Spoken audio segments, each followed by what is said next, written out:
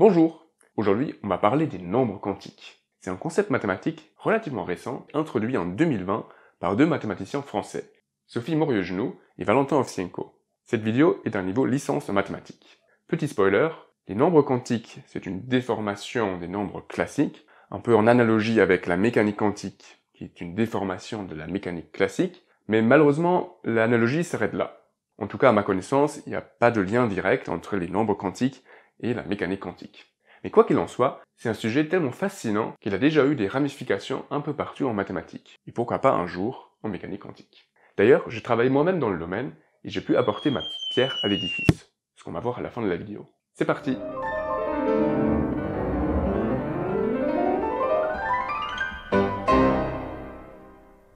Commençons par les nombres les plus simples, les entiers. En fait, les entiers quantiques, qu'on n'appelait pas comme ça à l'époque, existent depuis bien longtemps. Déjà, Euler et Gauss les ont utilisés.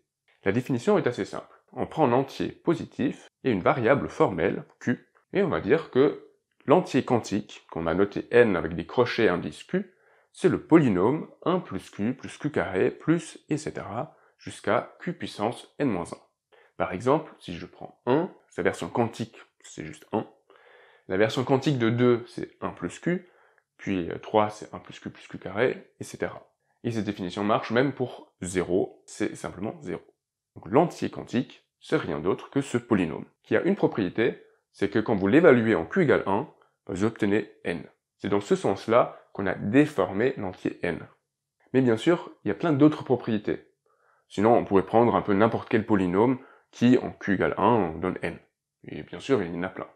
Mais ce qu'ils ont de particulier, ces polynômes-là, c'est qu'ils imitent d'une certaine façon les entiers. Par exemple, si je prends deux entiers, k et n, avec k plus petit ou égal à n, et je considère la fraction n fois n-1 fois n-2, etc. jusqu'à n-k plus 1, et je divise ça par k fois k-1 jusqu'à 1, en fait, ce qu'on obtient, c'est simplement le coefficient binomial, k parmi n, et en particulier, c'est un entier, c'est-à-dire le numérateur est divisible par le dénominateur.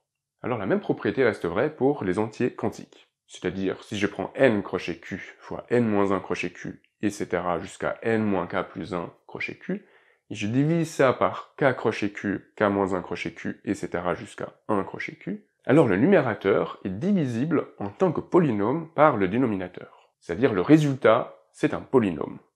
Et encore mieux que ça va être un polynôme à coefficient entier positif. Et ce n'est pas une propriété évidente.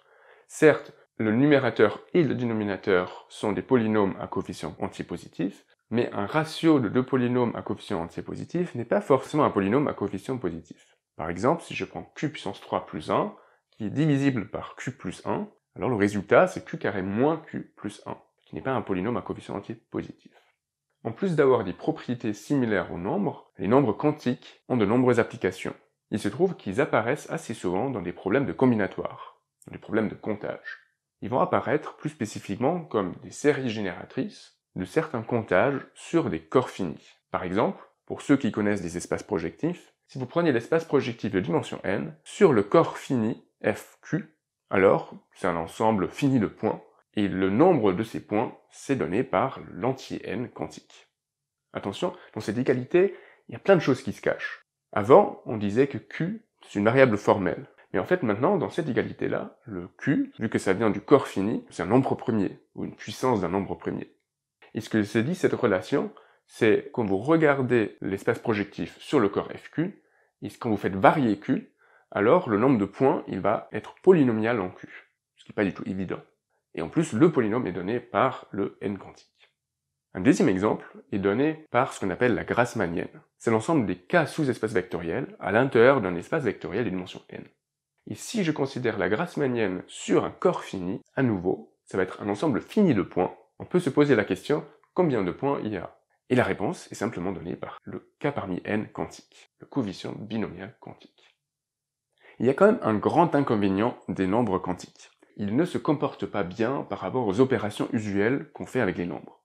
Par exemple, si je prends deux nombres, je les multiplie, je prends la version quantique, ça ne va pas être le produit des deux nombres quantiques. Et c'est pareil pour l'addition. Il y a une propriété qui est vraie, c'est qu'on peut calculer n plus 1 quantique à partir du n quantique. Le n plus 1 quantique, c'est q fois n quantique plus 1. Et dans la suite, on va beaucoup exploiter cette relation. Dans un premier temps, on peut utiliser en fait cette relation pour définir les entiers quantiques négatifs. Simplement en disant que n-1 quantique, c'est le n quantique moins 1, le tout divisé par q.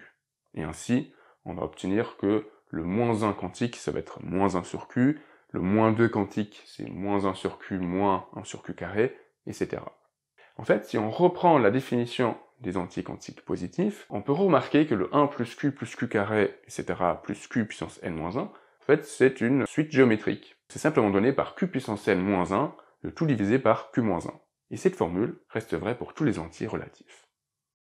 Avant d'aller plus loin, de s'intéresser aux déformations des nombres rationnels et des nombres irrationnels, il va falloir bien comprendre la symétrie des nombres rationnels. On va prendre un certain point de vue sur les nombres rationnels qui est assez algorithmique. À nouveau, commençons par les entiers. Une façon de voir les entiers, c'est de dire qu'on a un point de départ, c'est le 0, et on a une opération qui est le décalage, la translation, qui a x associe x plus 1, et alors on peut obtenir n'importe quel entier en partant de 0 en appliquant un nombre fini de fois cette translation, ou bien son inverse. Donc la seule chose que je suis en train de dire, c'est t puissance n appliqué à 0, c'est égal à n, pour tout n entier relatif. Alors pour obtenir un algorithme similaire pour les nombres rationnels, il nous faut une opération supplémentaire. En plus de la translation, il nous faut l'opération inverse, qu'on va noter i, qui a x associe 1 sur x. Alors on a la proposition suivante, on peut obtenir n'importe quel rationnel à partir de 0 en appliquant un nombre fini de fois les opérateurs t et i. Par exemple, si je considère 5 demi, c'est 2 plus 1 demi, du coup on voit que si je pars de 0, je peux appliquer t deux fois, je vais être en 2, puis j'applique i, je fais un en demi, et après j'ajoute encore 2. Donc le 5 demi c'est t carré, i, t carré, le tout appliqué à 0. Essayons de faire ça avec 5 tiers. 5 tiers, c'est 1 plus 2 tiers. 2 tiers, c'est plus petit que 1. Donc on peut l'écrire comme 1 sur 3 demi. Et après, on peut recommencer. 3 demi, c'est 1 plus 1 demi. En tout, on peut dire que 5 tiers, c'est t, i, t carré appliqué à 0. En général, peut-être que vous l'avez déjà remarqué avec ces deux exemples, l'algorithme qui nous donne un nombre rationnel à partir de 0 avec t et i, c'est exactement l'écriture en fraction continue. Si vous ne connaissez pas le développement en fraction continue, je vous invite à regarder ma vidéo raconte à ce sujet. Donc en toute généralité, si je prends un rationnel x, je peux l'écrire comme a0 plus 1 sur a1 plus 1 sur a2 plus 1 sur, etc. jusqu'à 1 sur an, on peut écrire x comme t puissance a0, i, t puissance a1, i, etc. jusqu'à t puissance an, le tout appliqué à 0. Attention, il y a une subtilité. Pour un nombre rationnel, quand on l'écrit en fraction continue, en fait, il y a exactement deux manières de l'écrire comme ça. Par exemple, le 5 demi, on avait dit que c'était 2 plus 1 demi, mais c'est aussi 2 plus 1 sur 1 plus 1 sur 1. C'est-à-dire, quand vous avez une écriture, vous pouvez toujours le rallonger, vous pouvez toujours enlever 1 au dernier nombre et ajouter 1. Mais c'est la seule ambiguïté. Quand on regarde ces deux opérations, t et i, on s'aperçoit que ce sont presque des homographies. Une homographie, c'est une application qui a x associe ax plus b sur cx plus d, ou abcd, ce sont des réels qui vérifient ad moins bc égale à 1. Les homographies, on les aime beaucoup, parce qu'ils ont plein de bonnes propriétés. Ils préservent les angles, préservent les cercles, ils forment un groupe, ils agissent sur le plan hyperbolique, etc. Mais si on regarde un peu, le t, la translation, c'est bien une homographie, et associé au paramètre 1, 1, 0, 1. Mais par contre, l'application i, qui est associée au paramètre 0, 1, 1, 0, ce n'est pas exactement une homographie, parce que le ad moins bc, ça va être égal à moins 1, pas égal à 1. Pour remédier à cette situation, on va légèrement modifier notre opération 1 sur x. On va définir l'opération s, qui a x associe moins 1 sur x. Et comme ça, les paramètres associés, c'est 0, moins 1, 1, 0. Le déterminant, le ad moins bc, est bien égal à 1. Utiliser l'opérateur s à la place de i, dont le développement en fraction continue, ça va juste changer quelques signes. C'est-à-dire si x s'écrit comme a0 plus 1 sur a1 plus 1 sur a2 plus etc., alors on peut écrire x comme t à la puissance a0, s, t puissance moins a1, s, t puissance a2, s, etc. Donc il y a un signe moins pour un exposant sur deux. En particulier le dernier, ça va être t à la puissance moins 1 puissance n à n. Le tout appliqué à 0. Maintenant qu'on a ces deux homographies, S et T, on peut observer qu'il il vérifie deux relations. L'opérateur S, appliqué deux fois, c'est l'identité. Donc vous faites moins 1 sur x, vous obtenez x. Et vous pouvez également vérifier que t fois s à la puissance 3 donne également l'identité. Et il se trouve que ce sont les seules relations. Ces deux opérations, t et s, ils engendrent un groupe qui est célèbre, qui est le groupe modulaire, PSL2 de Z. C'est l'ensemble des matrices 2 fois 2 à coefficient entier de déterminant 1 et le tout divisé par la relation d'équivalence qui identifie une matrice à son inverse. Ou d'une façon équivalente, on peut quotienter par le sous-groupe constitué de plus ou moins l'identité. Ce sous-groupe modulaire qu'on va considérer ici comme le groupe des symétries des nombres rationnels. Pour ceux qui connaissent le plan hyperbolique, comme le groupe modulaire agit par homographie sur les rationnels, on peut dessiner l'image suivante. On prend le plan hyperbolique, par exemple dans le modèle du disque, et on part d'un triangle idéal avec les sommets 0, 1 et infini. Et on considère son orbite sous l'action de ce groupe, qui agit par t et par s. On obtient une triangulation du plan hyperbolique entier, ce qu'on appelle la triangulation de Farey. Et l'ensemble des sommets de cette triangulation, c'est exactement l'ensemble des nombres rationnels, Q, union l'infini. À présent, on peut se plonger dans le cœur du sujet, les rationnels et les irrationnels quantiques. Une idée naïve qu'on pourrait avoir pour généraliser les entiers quantiques, c'est de prendre la définition Q puissance n-1 sur Q-1 et de dire simplement que cette définition est vraie pour tous les nombres réels. C'est une définition qui est possible, mais malheureusement, cette définition, elle n'a aucune propriété intéressante. Et c'est peut-être pour ça qu'on a dû attendre jusqu'en 2020 pour obtenir une définition intéressante. L'idée fondamentale de Sophie et de Valentin, c'était de chercher une déformation des nombres rationnels qui respectent leur symétrie par le groupe modulaire. Et leur point de départ, c'est l'observation suivante. On a déjà vu que le n+1 quantique s'obtient à partir du n quantique par la formule n+1 quantique égale q fois n quantique plus 1. Dans cette formule, en fait, on voit un opérateur qui a x associe qx plus 1, qui déforme le décalage, qui déforme la translation, dans le sens où quand je mets q égale 1, on obtient la translation habituelle. Alors l'observation cruciale, c'est qu'il existe une déformation de S, qu'on va appeler SQ, c'est que les deux opérateurs TQ et SQ engendrent à nouveau le groupe modulaire, c'est-à-dire SQ au carré est égal à l'identité, et TQ SQ à la puissance 3 est également égal à l'identité. Et cet opérateur SQ est relativement simple, il va associer à x moins 1 sur q fois x. Vous pouvez facilement vérifier que moins 1 sur q fois moins 1 sur qx c'est égal à x, et quand vous faites tq fois sq, en fait, les q vont se simplifier, c'est égal à t fois s. On sait déjà que t fois s, puissance 3 égale à l'identité.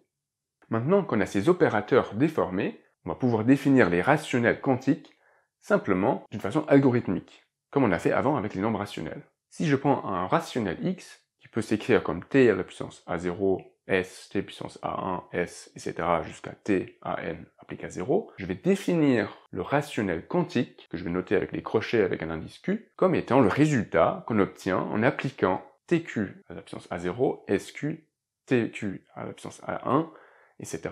jusqu'à tq à la puissance an, le tout appliqué à 0. Donc cette définition, vu qu'elle est algorithmique, ça donne pas tout de suite une bonne intuition ce que c'est comme objet. Si par exemple je prends un entier c'est juste t puissance n appliqué à 0, du coup sa version quantique ça va être tq à la puissance n appliqué à 0. Et en fait on va retrouver simplement les entiers quantiques. Pour avoir un exemple plus intéressant, regardons 1/2. 1/2 c'est s t-2 appliqué à 0. Et du coup le 1/2 quantique ça va être sq tq-2 appliqué à 0. Et quand vous faites le calcul, vous obtenez q sur 1 plus q. Vous pouvez bien vérifier que pour q égale 1, on obtient 1/2. Ça c'est une propriété qui est toujours vraie. Mettre q égale 1 dans l'expression qu'on obtient, ça va donner le rationnel de départ. On a déjà vu précédemment le développement en fraction continue de 5/2 et de 5/3. Et du coup, en déformant simplement chaque opérateur, vous pouvez obtenir la version quantique. Donc le 5/2 quantique, c'est donné par 1 plus 2q plus q carré plus q3 divisé par 1 plus q, tandis que le 5/3 quantique est donné par 1 plus q plus 2q carré plus q3 divisé par 1 plus q plus q carré. Donc une chose que vous notez tout de suite, c'est que un rationnel R sur S quantique, ce n'est pas du tout le R quantique divisé par le S quantique. Donc ce qu'on déforme, c'est vraiment le couple RS, pas indépendamment R et S. Dans l'exemple 5/2 et 5/3, le numérateur, qui est dans les deux cas 5, ne donne pas le même résultat.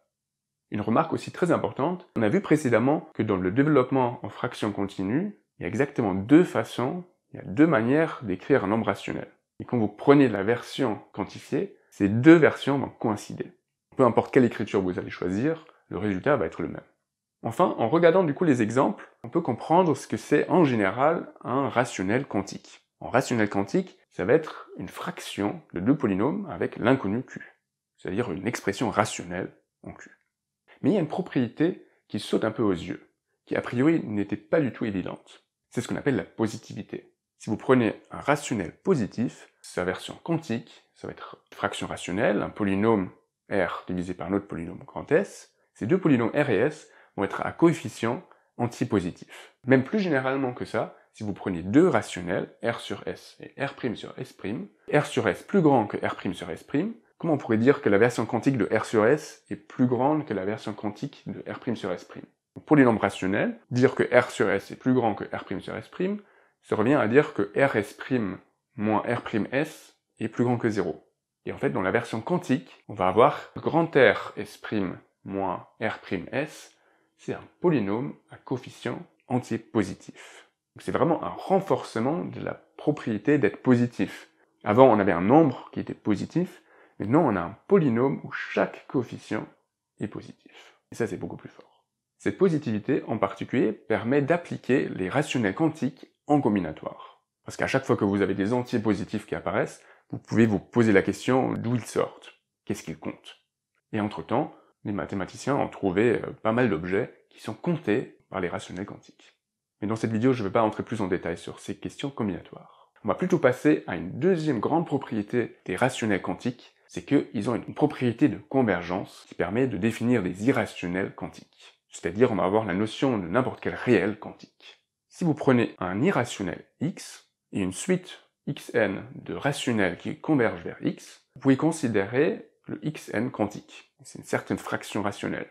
Alors quand vous avez une suite de fractions rationnelles, c'est pas du tout évident ce que ça voudrait dire pour cette suite de converger. Ce qu'on va faire, on va considérer le développement limité autour de q égale 0 de ces fractions rationnelles.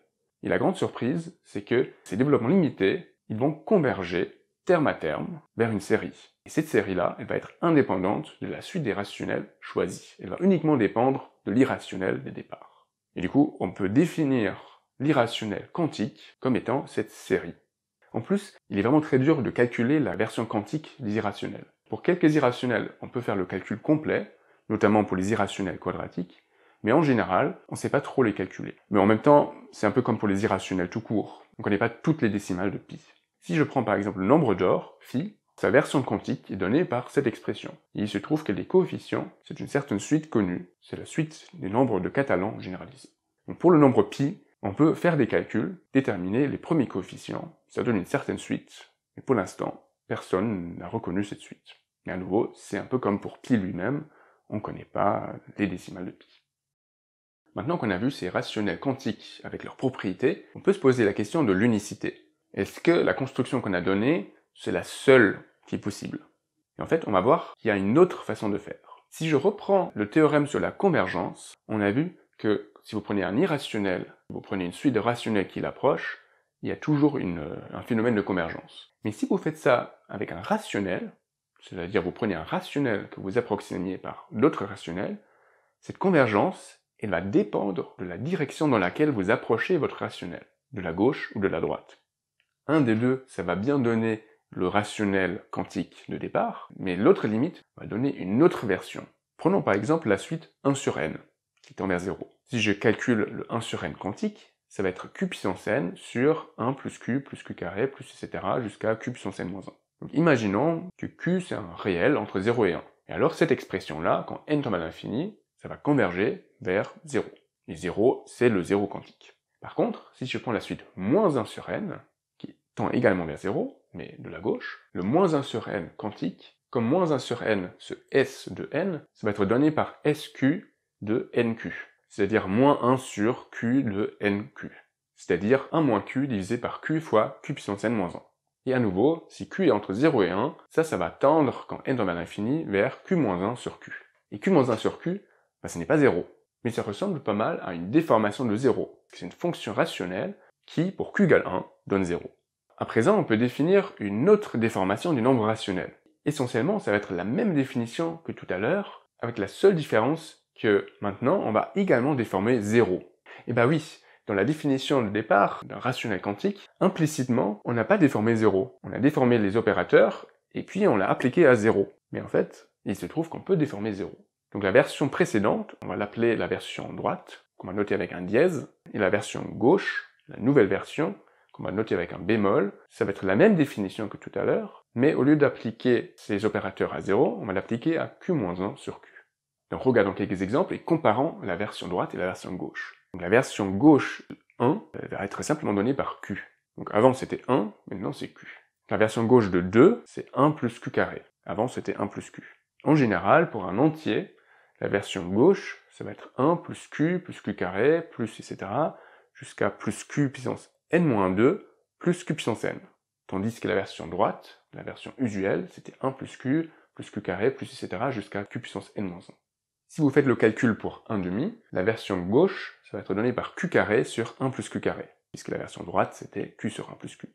Et vous pouvez également calculer le 5/2 et le 5/3, version gauche. Ce que vous constatez sur ces exemples, c'est que la version gauche a les mêmes propriétés que la version droite. C'est-à-dire un rationnel quantique gauche va également être une fonction rationnelle en q, il va également avoir la propriété de positivité, c'est-à-dire pour un rationnel positif, on va avoir un quotient de deux polynômes à coefficient entier positif, et il se trouve qu'on va également avoir cette propriété de convergence. Et c'est même mieux que ça, si je prends un irrationnel, que j'approche avec des rationnels, que je prenne la version gauche ou la version droite, la limite va pas dépendre de ce choix. Autrement dit, pour les rationnels, il y a deux quantifications possibles, gauche et droite. Par contre, pour un irrationnel, il y a une unique quantification. Une remarque importante, donc là on a vu une première version pour les rationnels quantiques, et maintenant une deuxième, donc on peut avoir l'impression peut-être qu'il y a une troisième, une quatrième, etc. Mais en fait non, on peut rigoureusement démontrer que ces deux versions, ce sont les seules raisonnables. Donc raisonnable ici signifie la chose suivante, on a vu qu'un rationnel, il a exactement deux écritures comme fraction continue. Et on veut que peu importe laquelle on choisit, le résultat doit être unique. Et en fait, cette propriété-là va être vérifiée seulement pour les deux versions, la version droite et la version gauche. Tout à l'heure, on a vu une jolie image des nombres rationnels avec la triangulation de Farey. Et on peut se poser la question s'il y a une version quantique de cette image. Et la réponse est oui.